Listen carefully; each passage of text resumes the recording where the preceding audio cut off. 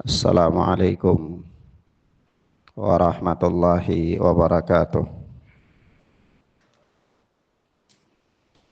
Alhamdulillahilladzi hadana lil Islam wa manna alaina bih wa akhrajana fi khairi ummatin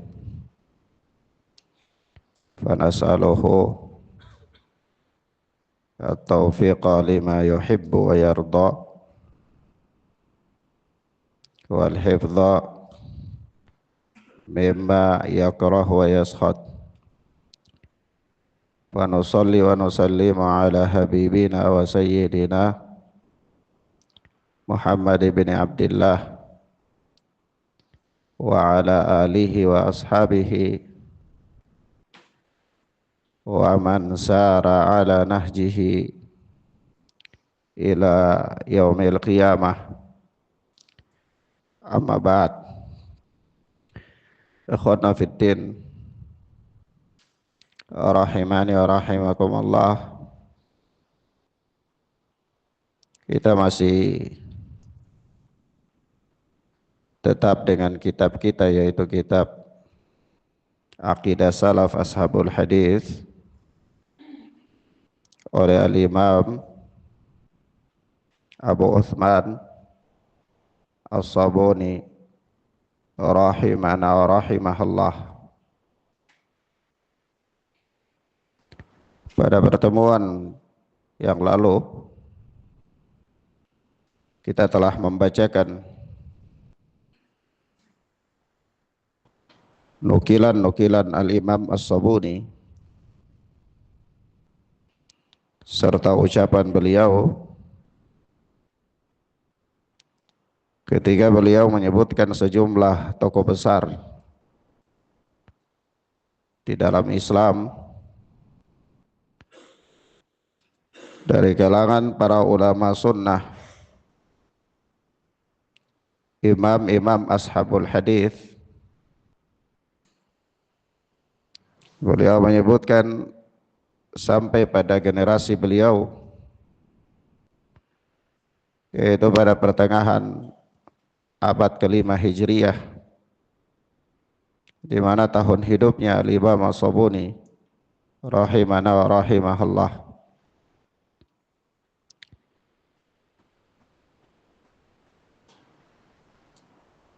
Kita lihat kata beliau, ucapan beliau di akhirnya yang kita bacakan kemarin, yaitu aman ba'dahu mithla Yazid bin Harun al-Wasiti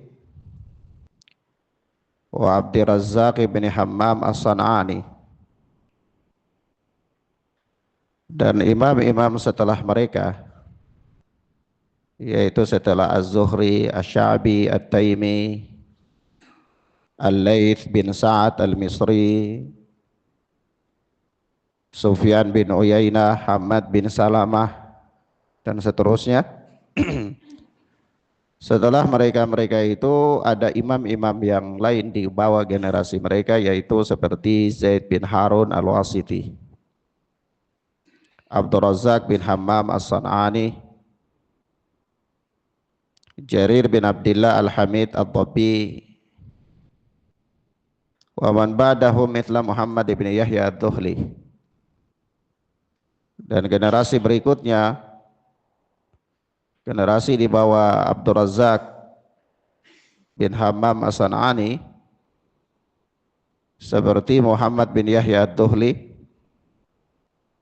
Muhammad bin Ismail al-Bukhari, Muslim bin Hajjaj al-Qushairi, wa Abu Dawud as-Sijistani, Abu Zur'ah ar-Razi, Abu Hatim ar-Razi, dan anaknya Abdurrahman bin Abi Hatim ar-Razi, Muhammad bin Muslim ibn Warah,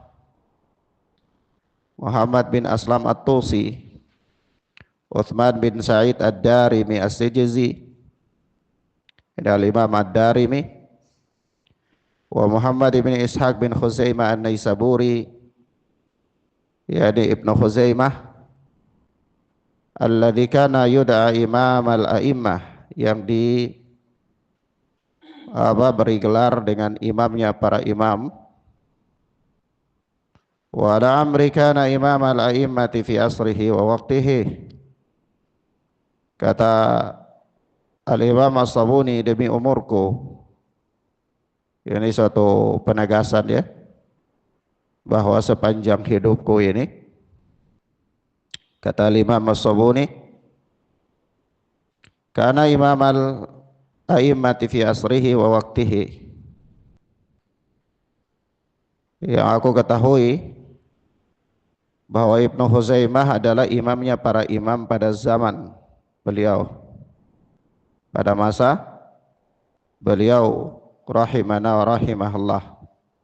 Al-Imam Ibnu Huzaimah, Al-Imam Ibnu Huzaimah, penulis kitab sahih ya, Sahih Ibnu Huzaimah. Wa Abi Yaqub Ishaq bin Ismail As-Subti Al-Busti, dan Abu Yaqub Ishaq bin Ismail Al-Busti. Saya belum terlalu tahu biografi beliau. Abu Yaqub Ishaq bin Ismail Al-Busti. Wal Hasan ibn Sufyan Al-Fasawi, Al-Hasan bin Sufyan Al-Fasawi. Wa jaddi min kibali abawayya, dan kakekku dari jalur bapak, jalur ayah. Kakeknya siapa? Kakeknya Al-Imam As-Sabuni rahimahullah, dari jalur ayah, yaitu Abi Sa'id Yahya bin Mansur Az-Zahid Al-Harawi. Jadi Abu Sa'id Yahya bin Mansur Az-Zahid Al-Harawi. Wa Abi Hatim Adi bin Hamdawayh As-Sabuni, dan Abu Hatim Adi bin Hamdawayh As-Sabuni. Wa waladaihi sayfai sunnah, dan dua orang anaknya. Anaknya siapa? Anaknya Abu Hatim Adi bin Hamdawayh As-Sabuni. Dua orang anaknya yang diberi gelar atau julukan dua pedang sunnah. Dua pedang sunnah, yaitu Abi Abdillah As-Sabuni wa Abi Abdurrahman As-Sabuni. Abu Abdullah As-Sabuni dan Abu Abdurrahman As-Sabuni. Insyaallah ya, orang-orang alim melahirkan orang-orang alim pula ya. Naam. Wa ghairihim min a'immati sunnah al-mutamassikina biha nasirina laha da'ina ilaiha walina 'alaiha. Dan selain mereka, selain imam-imam ini, ya, dari kalangan para imam-imam ahlu sunnah, jazakallah khair, dari kalangan imam-imam para ahlu sunnah, jadi imam-imam setelah al-Imam As-Sabuni. Jadi maksudnya al-Imam As-Sabuni, beliau menyebutkan sejumlah tokoh ini, artinya ini bukan terbatas pada tokoh-tokoh besar ini saja, bukan. Ada tokoh-tokoh lain yang tidak disebutkan oleh beliau. Bahkan ada imam-imam yang datang setelah beliau, yang beliau juga tidak tahu, atau setelah beliau wafat, yang menunjukkan tentang keilmuan mereka dan kedudukan mereka.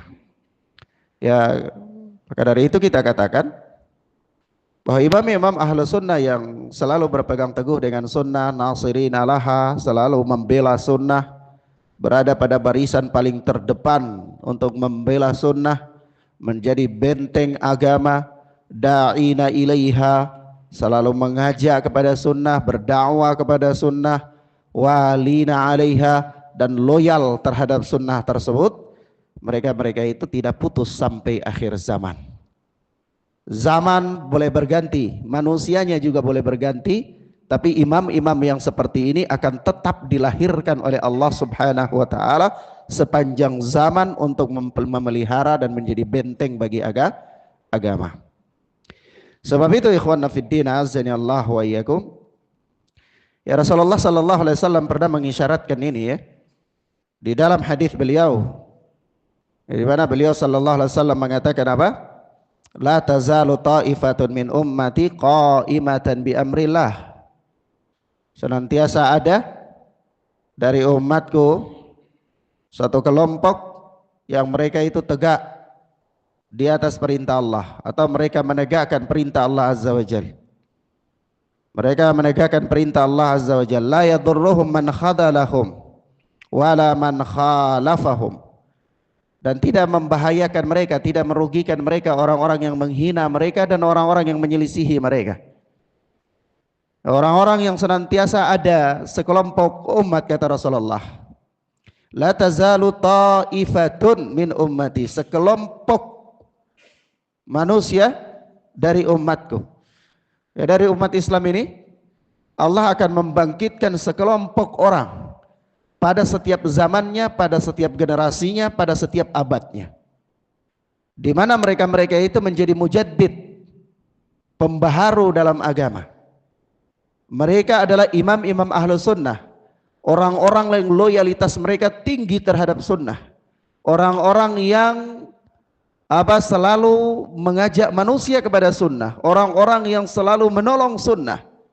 Ya, itu dari zaman ke zaman selalu ada, tidak terputus, tidak pernah terputus, sebagai satu bentuk penjagaan agama. Sebab kalau yang seperti ini putus, nanti agama ini mengalami distorsi. Iya, agama mengalami apa? Distorsi. Ada susupan-susupan ke dalam agama, ya, ada kerancuan-kerancuan di dalam agama, sehingga kalau itu tidak ada orang yang Allah tidak melahirkan imam-imam untuk membersihkan agama dari yang demikian, maka lambat laun agama ini akan terjadi susupan, ada distorsi, ada pembaharuan, akhirnya agama akan menyimpang, iya.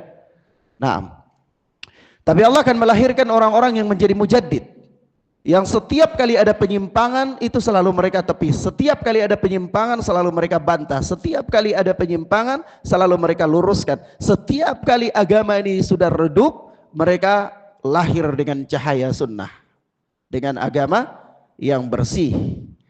Penentangan mereka banyak, tentu orang-orang yang menentang mereka banyak, orang-orang yang menyelisihi mereka juga banyak. Kenapa? Karena Rasulullah mengatakan la tazalu ta'ifah, sekelompok orang saja. Artinya apa? Bukan mayoritas manusia, bukan mayoritas manusia.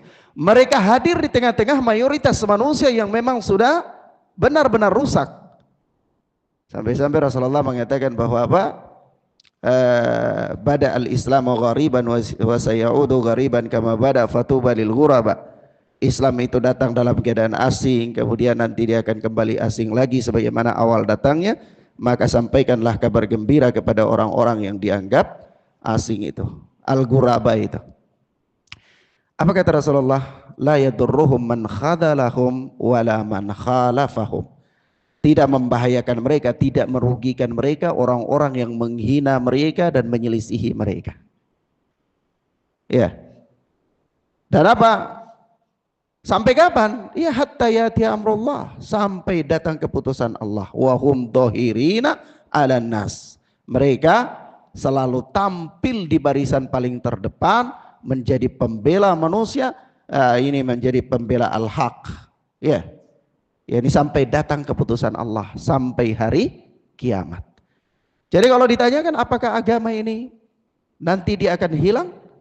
Kita katakan agama akan hilang pada waktunya, ketika Allah mencabut agama dari permukaan bumi ini.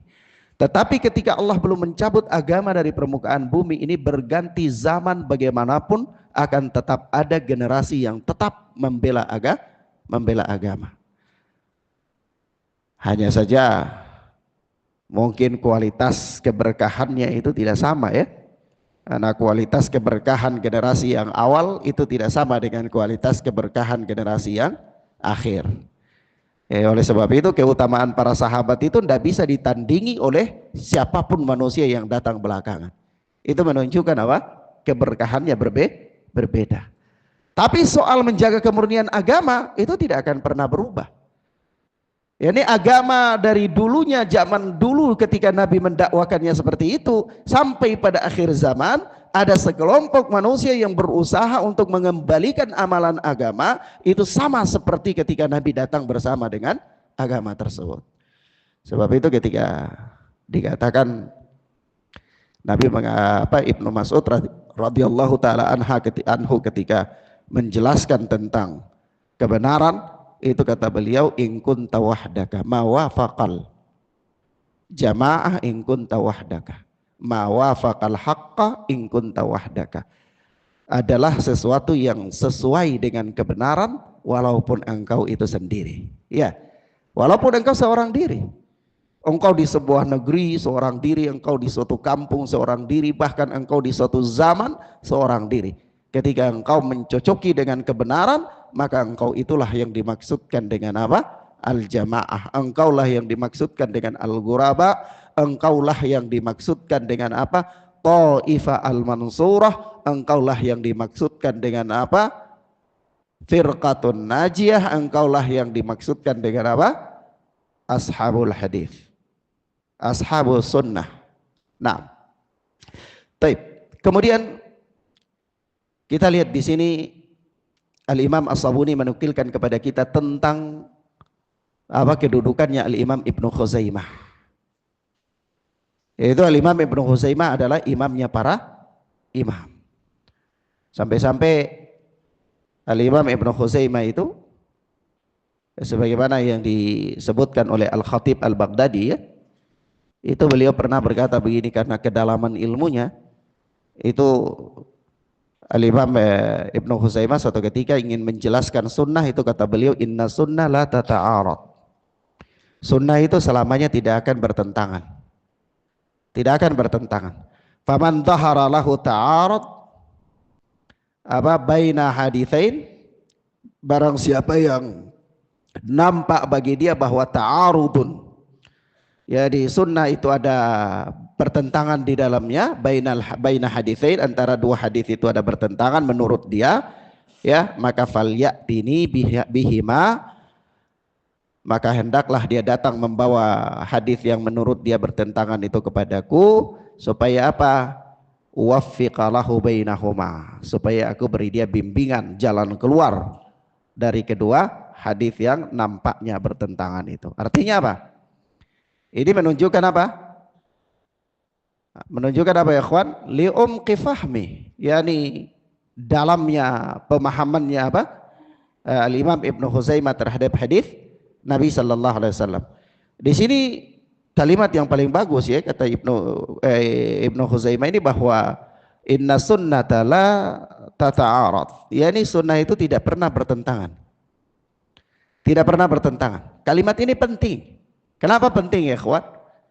Karena kalau antum seorang penuntut ilmu, antum orang yang mengkaji hadis-hadis Nabi sallallahu alaihi wasallam, kerap kali antum akan mendapati nas-nas di dalam sunnah Nabi sallallahu alaihi wasallam itu yang dohirnya seolah-olah bertentangan. Iya, dohirnya bertentangan. Seperti apa? Seperti ada hadis, ya, yang dikeluarkan oleh Al-Imam At-Tirmidzi, yaitu ketika ditanya tentang menyentuh kemaluan itu membatalkan wudu apa tidak, maka Nabi sallallahu alaihi wasallam mengatakan, ya, kemaluan itu dia hanya sepotong daging dari tubuhmu. Kalau dia sepotong daging berarti kedudukannya sama dengan apa? Telinga, sama dengan hidung, ya, sama dengan jari. Artinya indikasinya batal apa enggak? Enggak batal. Tapi di dalam kesempatan yang lain ada hadis juga yang mengatakan ketika ditanya tentang orang yang menyentuh kemaluan, kata Nabi, dia wajib dia berwudu. Iya, orang yang menyentuh kemaluan berwudu. Dohirnya bertentangan apa enggak tuh? Dohirnya bertentangan. Tapi kaidah mengatakan apa? Tidak mungkin bertentangan. Sunnah itu tidak mungkin bertentangan. Iya. Sebab itu siapa yang bisa menjelaskan hal ini kepada kita? Seorang alim, ahlul ilmi. Maka Ibnu Khuzaimah dengan kedudukannya di zamannya, beliau mengisyaratkan kepada hal ini. Kata beliau, sunnah itu tidak pernah bertentangan. Maka barang siapa yang nampak bagi dirinya ada dua hadis bertentangan, datang kepadaku supaya saya selesaikan dia, ya, supaya saya beri dia pemahaman yang bagus agar tidak nampak lagi pertentangan hadis itu, karena ucapan Nabi tidak mungkin bertentangan. Begitu, paham ya ikhwan? Paham ya? Taib. Oleh sebab itu adalah kaidah-kaidah ya, adalah kaidah-kaidah. Kita kenal ada kaidah fikih, ya, kaidah-kaidah yang untuk memahami nas. Ini kalau nas ini dia bagaimana kita beramal dengannya, bagaimana kita berusaha menyelesaikan nas-nas yang seolah bertentangan. Seperti juga di dalam hadis. Dalam hadis ada disebutkan oleh ashabus sunan ya, penulis kitab sunan itu, bahwa ada seorang lelaki, seorang sahabat Nabi yang dia berteman dengan Nabi itu sudah selama 10 tahun. Itu dia mengatakan bahwa nahana an-nabiyyu sallallahu alaihi wasallam, atau naha an-nabiyyu sallallahu alaihi wasallam rajulan ayyaktasila bi fadlil mar'ah. Ya, Nabi melarang seorang laki-laki, seorang suami mandi dengan bekas mandi air janabahnya seorang istrinya. Ya, demikian pula Nabi melarang seorang wanita mandi dengan bekas mandi seorang suaminya. Istri mandi dengan mandi janabah dengan bekas mandi janabahnya suami, atau suami mandi janabah dengan air bekas mandi janabahnya istri. Itu Nabi larang dalam hadis tersebut. Tapi pada kesempatan lain Nabi pernah datang ke rumah Maimunah radhiyallahu taala anha, lalu Nabi mandi dari jafnah, air yang ada di baknya itu. Tapi kata Maimunah, ya Rasulullah sallallahu alaihi wasallam, inni kuntu junub. Tadi itu aku mandi janabah dari air itu. Kata Nabi innal ma'a la yajnub. Sungguhnya air itu tidak junub. Dohirnya bertentangan apa tidak? Dohirnya bertentangan ya. Yang satu hadis melarang, yang satu hadis ya boleh. Nah, jadi kalau kita mendapati yang seperti ini, kita harus pikirkan ya, yang paling pertama bahwa sunnah Nabi itu tidak mungkin bertentangan. Sunnah Nabi tidak mungkin bertentangan. Maka bagaimana penyelesaiannya? Kembalikan kepada orang alim cara menyelesaikannya. Sebab sekiranya ada otak kita, ada pemahaman kita yang belum mampu untuk memahami suatu nas, maka ketidakmampuan itu, kelemahan itu bukan ada pada nas, tapi kelemahan itu ada pada diri kita yang tidak mampu memahami nas tersebut. Kenapa? Karena hadis Nabi atau sunnah Nabi sallallahu alaihi wasallam itu adalah wahyu. Adalah wahyu. Wa ma yantiqu anil hawa illa wahyu yuha. Nabi tidak berbicara berdasarkan hawa nafsu, melainkan berdasarkan bimbingan wahyu. Jadi wahyu itu bertentangan apa tidak? Mungkin enggak wahyu bertentangan? Enggak mungkin. Berarti ada penyelesaian, pasti ada penyelesaian. Maka para imam itu katakan begini dulu ya, ketika ulama-ulama ahlul hadis mereka mempelajari hadis ya, mereka menghafal hadis, mereka mencatat hadis dengan sanad-sanadnya, mereka mendapati hadis-hadis yang zahirnya seolah-olah kontradiksi begitu, lalu datanglah al-Imam Asy-Syafi'i rahimahullah dengan ar-risalahnya ya, memuat kaidah-kaidah fikih di situ dalam memahami nas-nas. Maka para ulama mengatakan ya, ini datangnya al-Imam Asy-Syafi'i dengan ar-risalahnya itu seperti datangnya cahaya di tengah kegelapan. Artinya dengan kaidah-kaidah itulah mereka memadukan nas-nas untuk memahami nas-nas yang mereka catat dan mereka hafal tersebut. Mafhum ya ikhwan? Baik. Kemudian selanjutnya ikhwan fiddin azza Allah wa iyyakum, catatan yang paling terpenting di sini kita katakan bahwa ulama-ulama yang hadir untuk membela agama, menjadi benteng dan menjadi mujaddid pada setiap abad itu selalu ada sampai hari kiamat. Selalu ada sampai hari kiamat. Maka barang siapa yang menghina mereka, barang siapa yang mencerca mereka, barang siapa yang antipati terhadap mereka, maka itu adalah tanda-tanda sebagai seorang ahlul bid'ah. Barang siapa yang mencintai mereka, barang siapa yang loyal kepada mereka, barang siapa yang mengambil ilmu dari mereka, barang siapa yang mendudukan mereka pada tempatnya, maka sungguh itu adalah merupakan cirinya ahlu sunnah. Sebab itu ada ulama belakangan ya di abad ini seperti Al-Imam Ibnu Baz, Al-Imam Al-Bani, Al-Imam Ibnu Utsaimin, Syekh Abdul Muhsin Al-Abbad dan seterusnya dari kalangan para imam-imam ahlul hadis. Baik. Kemudian berkata Imam As-Sabuni, wa hadhil jumalul lati athbattuha fi hadzal juz'i, kanat mu'taqada jami'ihim lam yukhalif fiha ba'duhum ba'dan bal ajma'u 'alaiha kullaha wa lam yathbut an ahadin minhum ma yudadduha ridha. Kata beliau, dan ungkapan yang aku tetapkan di bagian ini atau di buku ini atau penjelasan yang aku sebutkan di buku ini, buku apa? Buku Akidah Salaf ini, dari pertama sampai akhir sekarang ini yang beliau sebutkan, kata beliau, kanat mu'taqada jami'ihim, adalah merupakan keyakinan mereka semua. Keyakinan mereka semua ini siapa? Keyakinan ulama-ulama ahlul hadis, terutama sekumpulan ulama yang nama-nama mereka beliau sebutkan di sini. Ya, sebagai perwakilan dari ulama-ulama imam-imam ashabul hadis. Ya, karena orang awam nggak bisa disebutkan, orang awam nggak ada faedah ucapannya di hadapan orang alim. Ya, kalau soal ilmu agama itu orang awam nggak boleh berpendapat. Paham ya? Ustadz, sah-sahnya kita berpendapat kan? Ya boleh, sah saja antum berpendapat. Tapi kalau antum berpendapat itu sah dalam urusan jual ketoprak, ya, atau dalam urusan apa? Gojek, dalam urusan apa? Bikin soto ayam, ya, itu sah saja antum berpendapat, tidak apa-apa. Kalau salah nggak berdosa, antum nggak ditanya di hari kiamat soal soto yang antum bikin itu kurang kecap atau kurang garam, itu nggak ditanya, tidak ada urusan. Jadi di situ boleh aja antum berpendapat, sah-sah saja, ya. Tapi kalau dalam soal agama, sah ndak antum berpendapat? Tidak sah, tidak sah. Kenapa tidak sah? Karena yang boleh mengeluarkan ucapannya dalam persoalan agama hanyalah orang-orang yang mengerti tentang agama. Paham ya, ikhwan?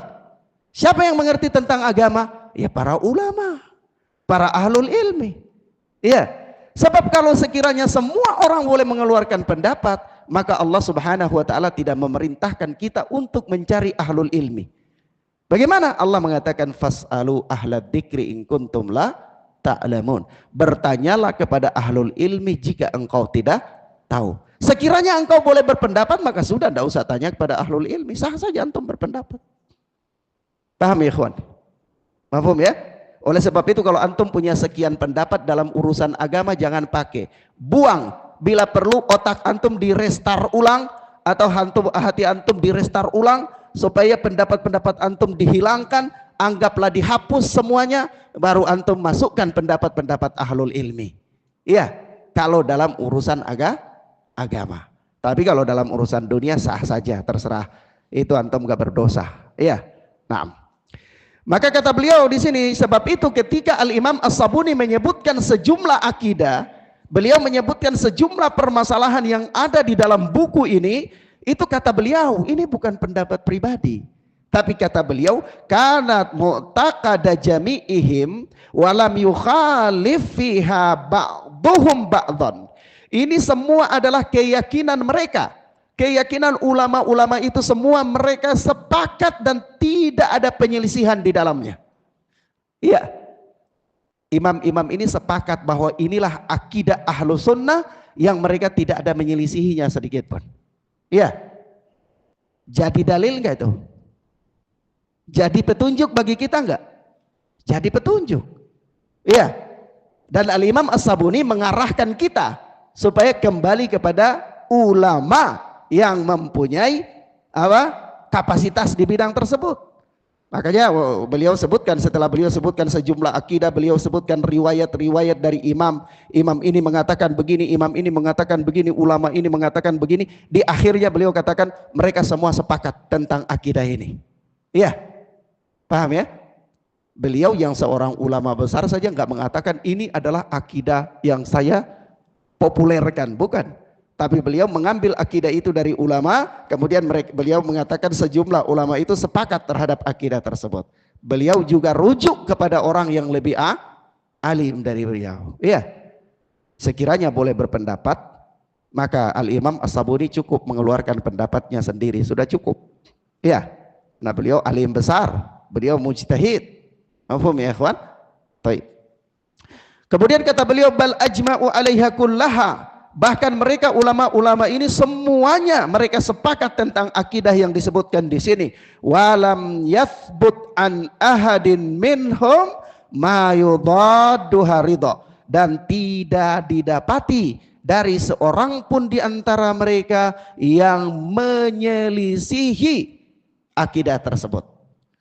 Jadi di sini bagian akhir ya, ini udah bagian-bagian akhir dari kitab akidah salaf ini.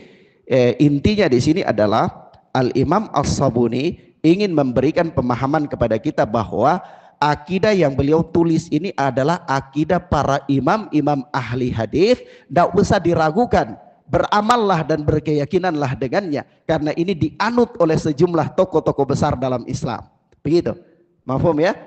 Baik. Kemudian selanjutnya kata beliau Al-Imam As-Sabuni rahimana wa rahimahullah, wattafaqu ma'a dhalika 'ala al-qawli bi qahri ahli al-bid'ah wa idlalihim wa ikhza'ihim wa ib'adihim wa iqsa'ihim.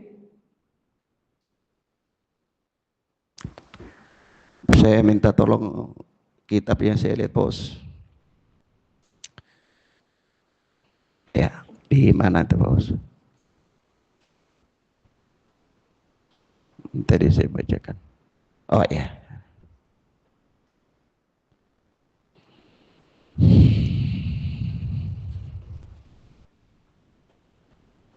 Al-maqsud bihi al-muallif kama yadhhar wa huwa min tawdihin nusakh. Baik, jazakallah khair, bos. Wattaba'udi minhum wa min musahabatihim wa mu'asyaratihim wa taqarrubi ila Allah azza wa jalla bimujanabatihim wa muhajaratihim. Baik. Ini setelah beliau sebutkan kebenaran akidah ahlu sunnah, beliau sebutkan wajib berpegang dengan sunnah mereka, lalu beliau menyebutkan sikap mereka. Iya. Sikap mereka untuk membela akidah yang benar itu. Apa sikap mereka? Kata beliau, wattafaqu ma'adzalika 'alal qawli bi qahri ahlil bid'ah. Bersamaan dengan itu, mereka sepakat tentang akidah yang benar ini. Mereka juga sepakat tentang mengalahkan ahlul bid'ah. Ya, ahlul bid'ah itu harus dikalahkan, harus ditundukkan, harus disingkirkan, tidak boleh diberi panggung, begitu.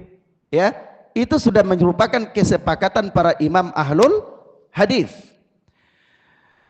Wa idlalihim, dan menghinakan mereka, wa ikhzaihim, mempermalukan mereka, wa ib'adihim wa iqsa'ihim, dan menjauhi mereka serta mengisolasi mereka. Artinya ahlul bid'ah itu harus dikalahkan, gak boleh diberikan panggung. Ahlul bid'ah itu harus direndahkan supaya dia tidak leluasa untuk menyebarkan kebid'ahannya, karena itu yang lebih layak bagi dia karena dia lancang kepada Allah. Ya, ahlul bid'ah itu orang yang lancang kepada Allah karena dia memposisikan dirinya itu sebagai pembuat syariat. Ya, dia membuat satu syariat yang baru itu seolah-olah dia itu ikut campur dalam urusan Allah. Ya, nah maka dia harus direndahkan, dia harus dipermalukan, dia dalam artian ya ini supaya dia itu jangan mengembangkan bid'ahnya ya. Dia harus diisolasi dan dia tidak boleh dijadikan teman akrab. Dia tidak boleh dijadikan apa? Teman akrab. Wa taba'udi minhum wa min musahabatihim wa mu'asyaratihim. Dan harus bersikap menjauh dari mereka ahlul bid'ah dan tidak boleh bersahabat dengan mereka dan bergaul dengan mereka. Wa taqarrubi ila Allah azza wa jalla bimujanabatihim wa muhajaratihim, dan mendekatkan diri kepada Allah dengan menjauhi dan memboikot mereka. Jadi memboikot ahlul bid'ah itu bagian dari upaya mendekatkan diri kepada Allah azza wa jalla. Iya. Maka ikhwan fillah azza Allah wa iyyakum, di sini saya telah menulis satu ucapan ya dalam buku saya Nasihat kepada Penuntut Ilmu. Ini ada ucapan dari Al-Imam An-Nawawi rahimahullah di dalam Muqaddimah Sahih Muslim. Itu Al-Imam An-Nawawi mengatakan, membuat bab ya dalam Muqaddimah Sahih Muslim itu, babu bayani annal isnada minad din wa anna riwayata la takunu illa anithiqat wa anna jarhar ruwati bima huwa fihim jaiz bal wajibun wa annahu laysa minal ghibatil muharramah bal minadz-dzabbi anis syari'atil mukarramah. Kata Imam An-Nawawi begini, bab keterangan tentang apa, annal isnada minaddin, sanad itu bagian dari agama. Ya, wa anna riwayata la takunu illa anithiqat, dan apa, periwayatan hadis itu tidak boleh diterima kecuali dari orang yang thiqah. Lalu kata beliau, wa anna jarhar ruwati bima huwa fihim jaiz, menjarh ya, menjarah itu bahasa Indonesianya apa ya yang paling tepat ya, jarh itu kritikan keras terhadap para perawi yang memang dia pantas untuk mendapatkan itu adalah boleh dalam agama. Artinya mencerca ahlu sunnah, mencerca ahlul bid'ah, mengkritik pelaku-pelaku penyimpangan dan bersikap keras terhadap mereka, terhadap penyimpangan mereka, itu boleh dalam pandangan agama. Bahkan apa? Bicara tentang mereka itu adalah wajib, wa annahu laisa minal ghibatil muharramah. Dia bukan termasuk gibah yang diharamkan. Bukan termasuk apa? Gibah yang diharamkan. Bicara kritik keras terhadap perawi orang-orang yang menyimpang, ahlul bid'ah, para penyeleweng, itu termasuk gibah enggak? Secara bahasa gibah, tapi menurut syariat bukan. Makanya dia bukan gibah yang diharamkan. Dia boleh dan bahkan wajib. Dia boleh bahkan apa? Wajib. Jadi berbicara tentang pelaku penyimpangan itu wajib. Wajib bagi orang yang mengerti, bagi orang yang apa? Mengerti. Maka kata Imam An-Nawawi, bal minadz-dzabbi anis syari'atil mukarramah, bahkan itu bagian dari pembelaan terhadap syariah yang mulia. Bagian dari pembelaan terhadap syariah yang mulia. Jadi kalau ada seorang alim, dia bicara tentang penyimpangan ahlul bid'ah, dia bicara tentang penyimpangan orang-orang yang menyeleweng, itu bukan dia bergibah yang haram. Justru itu bergibah yang boleh. Bergibah yang boleh. Bahkan ada di antara kalangan ulama salaf, ada yang ketika mereka hendak bicara tentang kritikan-kritikan kepada para perawi, itu kata mereka begini, ayo mari kita duduk bergibah sebentar. Ya, bergibah apa? Bergibah dalam rangka menjaga syariat Allah. Menggibah dalam rangka menjaga apa? Syariat Allah Azza wa Jal. Sebab itu suatu ketika, saya nukilkan di sini juga bahwa Muhammad bin Bundar al-Jurjani, itu dia pernah berkata kepada Imam Ahmad rahimahullah. Kata dia, innahu la yashtaddu alayya an aqula fulanun kada wa fulanun kada. Ya, sesungguhnya sangat berat bagiku, enggak enak hati. Ya, enggak enak hati bagiku untuk mengatakan orang ini demikian, orang ini menyimpang, orang ini sesat, orang ini ya demikian. Itu berat bagiku untuk mengatakan yang demikian. Ya. Maka apa kata Imam Ahmad? Idza sakatta anta wa sakattu ana famata ya'riful jahil as-sahiha minas saqim. Kalau engkau diam, saya diam, kapan orang yang tidak tahu bisa mengerti yang benar dari yang salah. Coba semua orang pakai perasaan gak enak hati. Kira-kira kebid'ahan merajalela enggak? Merajalela. Iya. Kalau kita tidak memperingatkan orang-orang yang melakukan bid'ah, itu kira-kira kebid'ahan merata enggak? Merata. Bid'ah itu mungkar apa bukan? Kemungkaran. Kemungkaran itu harus dicegah enggak? Harus dicegah. Bagi siapa? Bagi orang yang mampu. Bagi orang yang mampu. Dan terkadang ya ikhwan, para ulama dalam mencegah kemungkaran, kebid'ahan, itu mereka benar-benar luar biasa sekali. Ya, dalam memberikan peringatan keras, namanya al-jarhu, kritikan keras. Saya beri contoh di sini. Ya, disebutkan oleh Al-Imam Bukhari ya. Oleh Al-Imam Bukhari di dalam sahihnya itu hadis bernomor 122 dan 4727, juga di dalam sahih Muslim, itu Ibnu Abbas ya. Abdullah bin Abbas itu pernah berkata, qala Sa'id bin Jubair qultu li Ibni Abbas. Sa'id bin Jubair itu berkata, aku pernah berkata kepada Ibnu Abbas, Inna Naufan al-Bakali yaz'umu anna Musa bani Israel laisa bi Musa al-Khadar. Yaitu bahwa Ibnu Abbas itu berkata bahwa Sa'id bin Jubair menceritakan bahwa aku menyampaikan kepada Ibnu Abbas bahwa Nauf al-Bakali yaz'umu anna Musa bani Israel, dia mengklaim atau dia berkeyakinan bahwa Musa Bani Israel, ya, Musa dari Bani Israel yang disebutkan di dalam ayat Al-Quran tentang kisah sapi itu yang berhadapan langsung dengan siapa? Fir'aun itu. Musa Bani Israel itu laisa bi Musa al-Khidri, dia bukanlah Musa yang bertemu dengan Khidir itu, bukan, yang kawan Khidir itu, bukan. Jadi ada Musa dua menurut dia. Menurut Nauf itu ada Musa dua. Musa yang Bani Israel itu beda dengan Musa yang bersahabat dengan Khidir yang Allah perintahkan ketika ditanya siapa yang lebih alim, dan ada yang lebih alim, lalu Allah suruh dia ketemu Khidir, iya kan?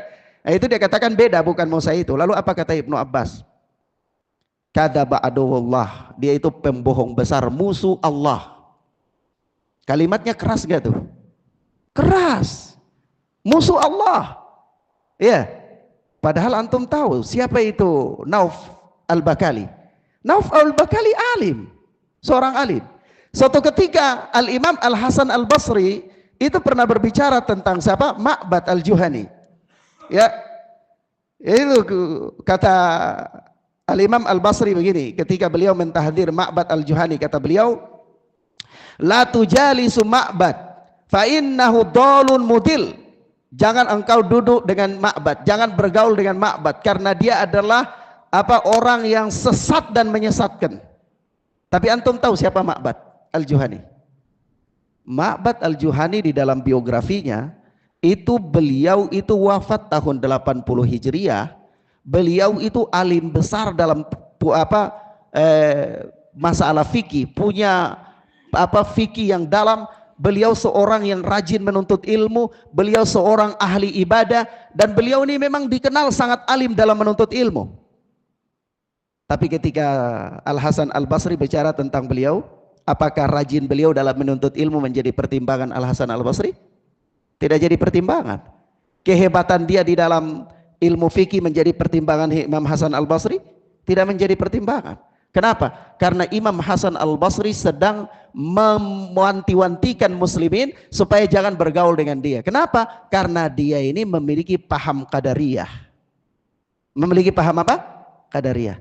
Nah, ini metode kritik ahlus sunnah ashabul hadis yang tidak dipahami oleh orang-orang lain. Terkadang orang-orang itu mereka menggunakan kaidah al-muwazanah. Kaidah al-muwazanah itu natafaqna nata'awun fima tafaqna wa ya'dhuru ba'duna ba'dan fima ikhtalafna.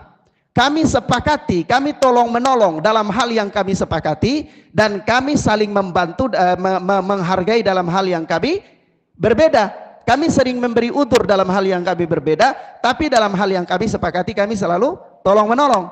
Lalu mereka mengatakan, kalau bicara tentang penyimpangan seseorang, harus lihat kebaikannya juga. Harus bicara tentang kebaikannya juga. Antum tidak boleh bicara tentang keburukan seseorang saja, tidak boleh memperingatkan dia dari keburukan, bicara tentang kesesatannya, antum melupakan kebaikannya, nggak boleh. Supaya adil, harus bicara tentang kebaikan dan keburukan orang tersebut. Kelihatan bagus nggak itu? Bagus. Tapi ini menyelisihi nggak? Menyelisihi.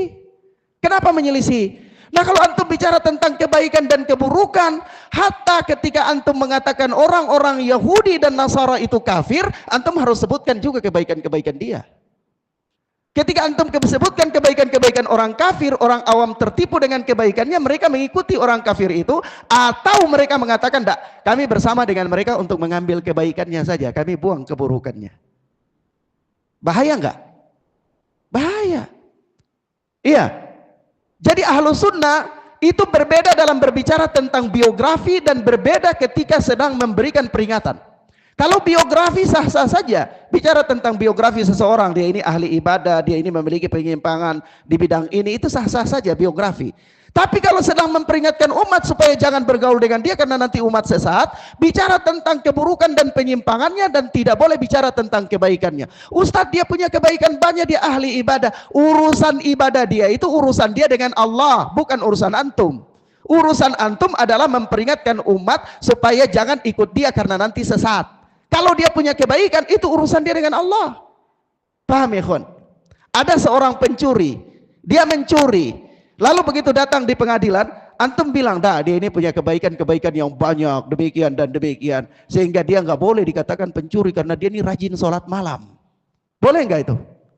Hah? Dia rajin puasa sunnah, tapi dia ini mencuri. Ya, dia ini apa? Pelaku kriminal. Antum nggak boleh, harus dia ini rajin sholat malam, kriminalnya tuh nggak pakai gitu. Boleh nggak? Nggak boleh. Kita harus hukum dia tentang kriminal dia. Tapi kalau tentang kebaikan dia, ya itu urusan dia dengan Allah, bukan urusan kita.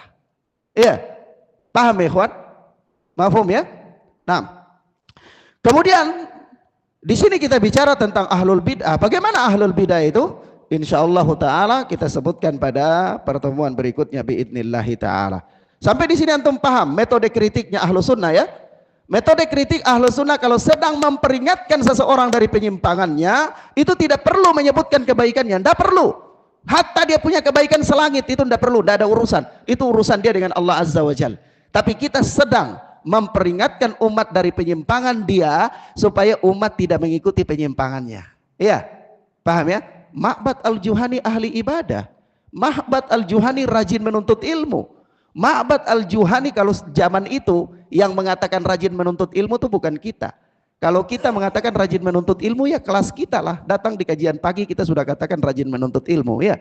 Tapi di zaman itu kalau dikatakan rajin menuntut ilmu tuh orang yang sudah melakukan perjalanan beratus-ratus kilo untuk menuntut ilmu. Orang yang sudah lapar berbulan-bulan untuk mencatat ilmu hadis. Orang yang malamnya tidak tidur, orang yang siangnya berpuasa sunnah, orang yang berjihad di jalan Allah, orang yang hari-harinya menghafal.